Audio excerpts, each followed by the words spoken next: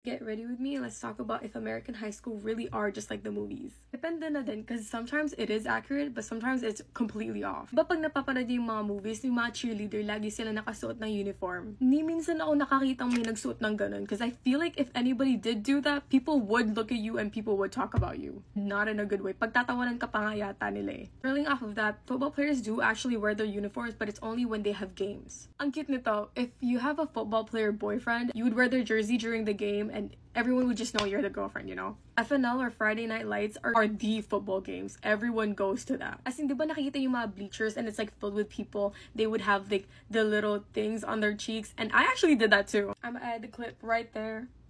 Ito yung mga itsura namin. Hopefully, I do add it. Gun threats are very much a thing kasi nangyari na to sa akin. Saan nangyari? May nag-post sa Snapchat story nila na hawak-hawak nila yung baril. Tapos, kinaptionan nila na parang, oh, I'm gonna shoot up my school. Eh, school ko yun! Diba sa movies, bullying is portrayed as something that's so bad. Yung parang tinutulak nila sa locker. Alam niyo ba yung scene yung nerd? Parang hawak-hawak yung gamit tapos gaganan nila. That does not happen. Oh yeah, yung mga school parties, that's very much a thing. Parang mga house parties, tapos gamit din nila yung infamous red cups. Nga pala yung mga yellow school buses, I used to use that every single day nung 8th grade at saka 7th grade. Yung hallway nga talaga, it's 100% filled with lockers. Ang masama lang dun sa mga lockers, it's literally distance. Wala kang malalagay sa loob. Nga pala, sa movies, diba, dinedesign nila yung mga lockers nila. Dito hindi nila yung ginagawa kasi ang nipis nga talaga. Feeling ko the only time na ginamit ko talaga yung locker na yun para lang ilagay yung coat ko. Tapos, yun lang. If you have any questions, comment nyo lang. Tatry ko sagutin. And lastly, let me know if you want a part 2. I'm done!